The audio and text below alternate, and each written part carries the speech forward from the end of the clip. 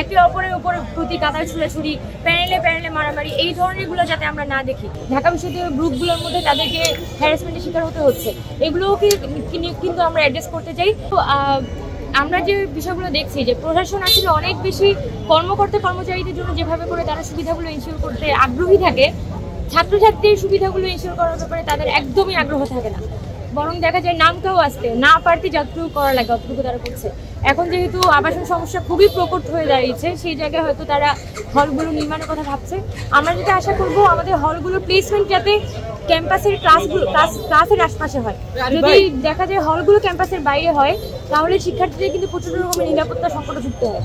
তো অবশ্যই সামনে যে ডাকসু নির্বাচন হতে যাচ্ছে, সেটার মধ্য দিয়ে আমরা এখানকার আবাসন সমস্যা, নারীদের নিরাপত্তার সমস্যা, একই সাথে ঢাকা ইউনিভার্সিটিতে যে সিভিআর স্টুডেন্ট থেকে সিভিআর সাইবার হ্যারাসমেন্টের শিকার হতে হয়, সামান্য নিজের মত প্রকাশের জন্য যে এখানে ঢাকা বিশ্ববিদ্যালয়ের গ্রুপগুলোর মধ্যে তাদেরকে হ্যারাসমেন্টের শিকার হতে হচ্ছে, এগুলোকে কিন্তু আমরা অ্যাড্রেস করতে চাই।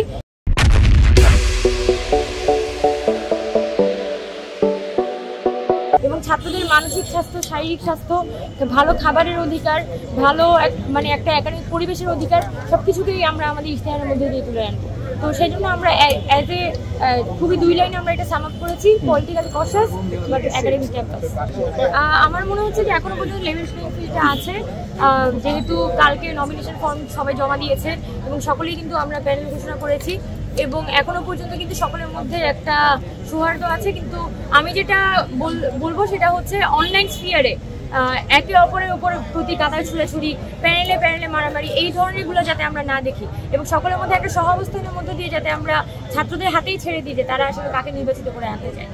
আমার মনে হয় যে নারী শিক্ষার্থীরা যেটা হয় যে নারীদেরকে নানানভাবে চুপ করিয়ে দেওয়ার জন্য এই ধরনের সাইবার অ্যাটাকগুলো জেনারেট করা হয়, এবং আমাদের নারী শিক্ষার্থীরা কিন্তু এই বিষয়গুলো নিয়ে যথেষ্ট পরিমাণে সতর্ক।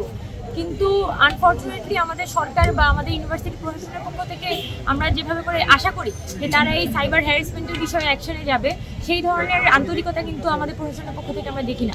ফলাফল হিসেবে সাধারণ যে নারী শিক্ষার্থীরা, তাদের মধ্যে এক ধরনের একটা ইনসিকিউরিটি এবং আস্তে আস্তে কথা চুপ করে যাওয়ার একটা প্রবণতা তৈরি হয়। এখন ডাকসু নির্বাচনে কিন্তু এটা একটা বড় ধরনের সুযোগ তৈরি হয়েছে। তারা যে একটা দীর্ঘ সময় এই ধরনের যে সাইবার বুলিং বলি, অ্যাটাক বলি, সেটার বিরুদ্ধে সাধারণ শিক্ষার্থীরা তারা একটা পাল্টা ফোর্স হয়ে দাঁড়ানো, এবং সেটার জন্য যাতে নির্বাচনী মাঠে লেভেল প্লেইং ফিল্ডটা থাকে, সেটার জন্য সাইবার বুলিংয়ের অবশ্যই একটা সুরাহা হওয়া দরকার।